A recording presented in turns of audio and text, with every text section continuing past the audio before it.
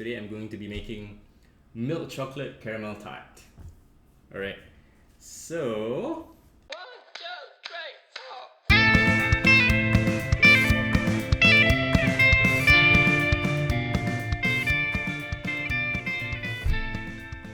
Okay, so everyone remembered the previous episode and how I almost burned down my house using the oven. But I think today I'm going to try again, try baking something else. And what we're going to use is, this is from the bookshelf behind me. This is Rose's Baking Basics by Levy Beranbaum. And we're going to get started on the pie crust. We need unsalted butter, egg yolk, heavy cream, all-purpose flour, fine sea salt, superfine sugar, and optional lemon zest for grating. We'll do that later. So, mise en place, cut the butter into half-inch cubes and refrigerate. I did that already. Measure with a spout, the egg yolk and cream, cover and refrigerate. So I did that already.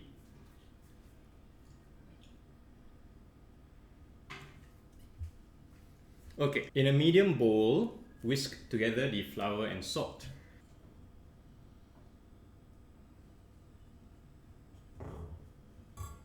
I guess that's it. I've read in multiple places that you actually don't need to sieve your flour unless you are combining different powdered ingredients, like for example baking soda and flour, cocoa powder and flour. I asked my wife and she said don't need, so I don't do that. Alright, in a fruit processor, pulse together the sugar and lemon zest until zest is finely grated. So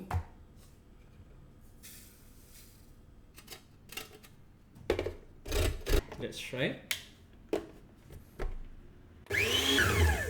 Okay, next, add the whole butter cubes and pulse until the sugar coats the butter.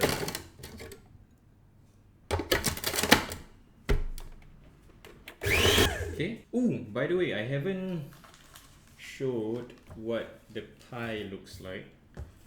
The tart. So it looks like this. Alright, anyway, add the flour mixture and pulse until the butter is no larger than small peas. Okay, so let's do that. Now we add the egg yolk and cream and pulse until incorporated. The dough will be crumbly pieces unless pinched. Wow, it became a ball.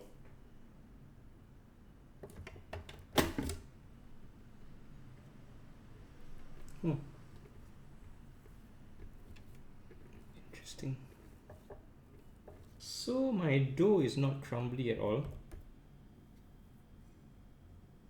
It's supposed to be in crumbly pieces unless pinched. Oh well.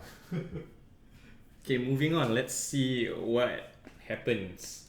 Alright, so scrape the dough into a plastic bag and press it from the outside of the bag until it holds together. It's already holding together.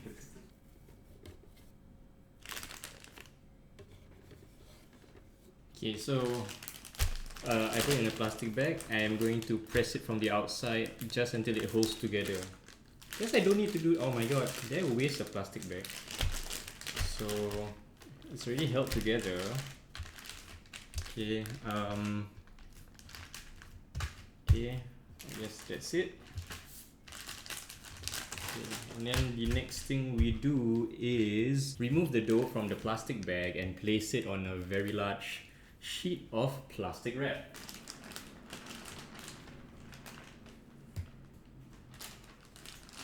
Oh, man, it's not cool. I'll wash this and do something to it. Okay, so knead it into a disc.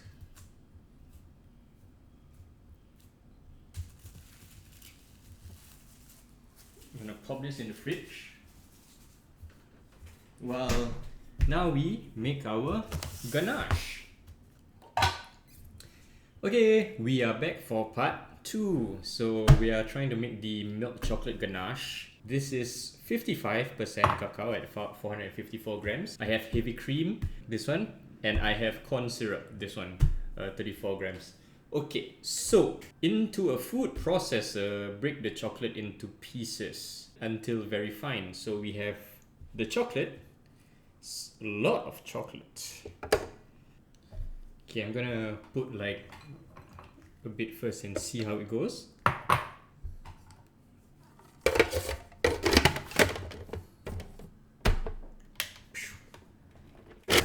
gonna put the rest. Okay, next we pour the corn syrup over the chocolate. I guess we'll do it like that. Okay, so this part is slightly tricky. I need to use a small saucepan and I need to scald my heavy cream, which I have here, and I'm supposed to pour the cream through the feed tube in a steady stream. So I'm just gonna pop this here, medium heat. I've never done this before. It could fail, but I got like spare heavy cream. Okay. With the motor running, pour the cream through the feed tube in a steady stream. Process for a few seconds and then press the ganache through a strainer. Okay, let's try to do that.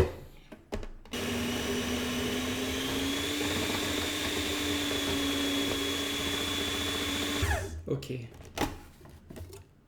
Ooh, wow. Yeah.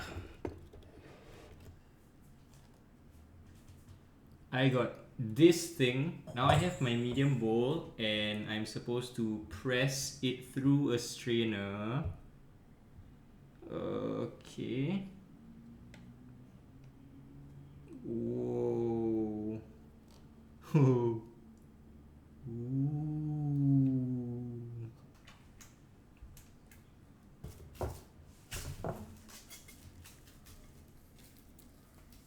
Okay, we're back. And what I have is the pie crust and tons of rice on an aluminum foil so that it will keep its shape. What we're going to do is I'm going to bake the pie crust and then subsequently I'll make the caramel. The ganache is there. After that, I'm just going to pour the caramel on top of the pie crust and then I'm going to freeze it for a while, take it out, put the ganache in, and then we'll have hopefully this. But of course, fingers crossed, everyone knows that I don't know what I'm doing most of the time. So let's see. Now I'm going to set this for 5 minutes first, because 5 minutes at 220 and then we will reduce it to 190 degrees Celsius. Let's do that now. After that's done, it will be baking for another 15 to 20 minutes. I'm going to check it. I'm going to lift up the aluminum foil. I'm going to see whether it's sticking to the aluminum foil. If it's not, I'm going to take it out, remove the aluminum foil with the rice and bake it for another maybe 3 to 10 more minutes. And then we're done. Yeah. So now it's just a waiting game because let's not pretend that my time management is going to be like super great. So I would rather do one thing at a time. If I start on the caramel, what if something happens here? I don't know, whatever, man. Let's just see how it goes.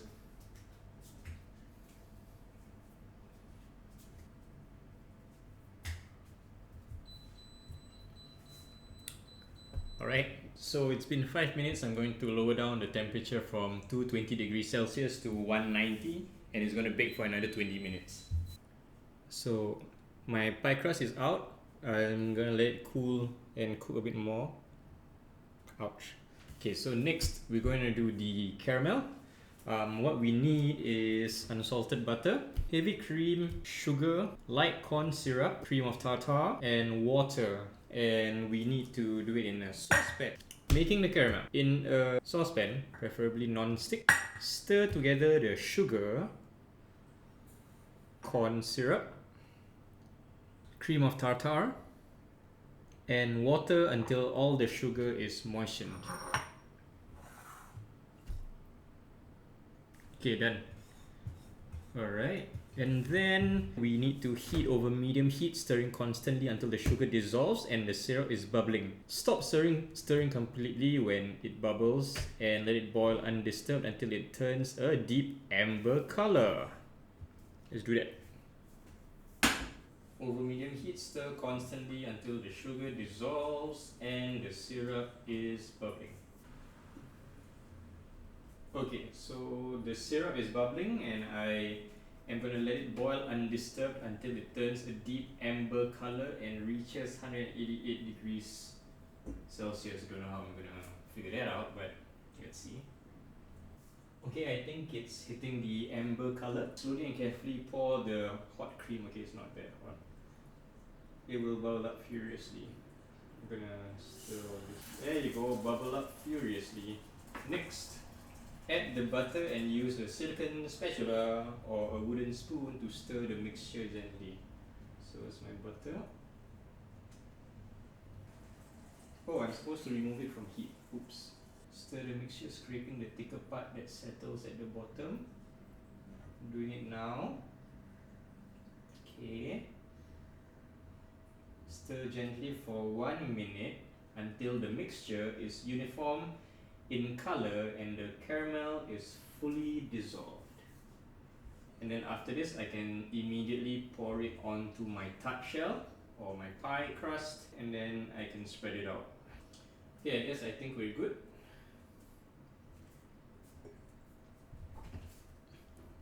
Back to this camera. Now I need to pour the caramel onto my tart shell and tilt it back and forth to spread the caramel. This is done. Okay, so I still need to let this cool. I'm gonna put this in the freezer for another 15 minutes. I'm gonna take it out and then the caramel should be hardened. I'm gonna pour the ganache in and then let it freeze again or refrigerate it for at least 4 hours. Okay, so this goes into my freezer now. Okay, I just took it out of the freezer and now I have my ganache. So I suppose I'll just scoop it. Oh god. Ooh. It's a bit thick. I'm going to just spread it out evenly. Alright, I have my almost completed milk chocolate caramel tart with a layer of caramel and chocolate ganache on top. I'm going to finish this with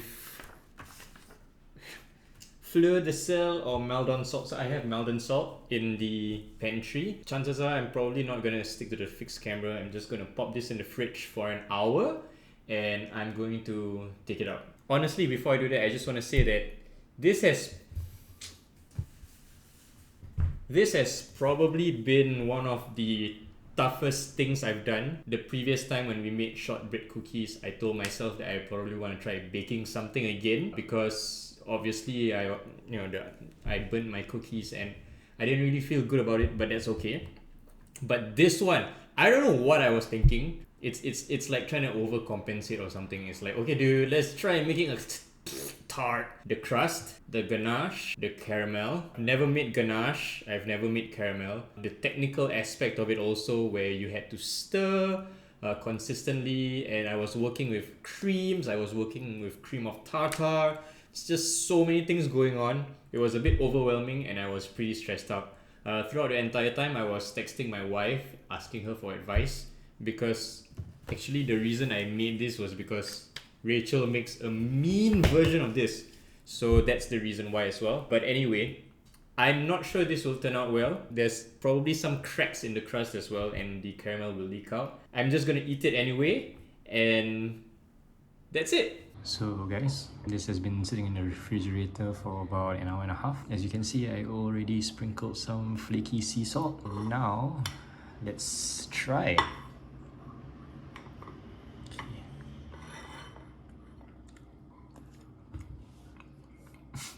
Oh, really not bad. So you can see the caramel here goes all the way down. My crust could have been better, you can see here. It's a bit thick on this side. Wow, but not bad. First time. Oop. Oh, it's so much ganache. Oh, you you can see the bits of caramel, and the crust and the ganache. Yay!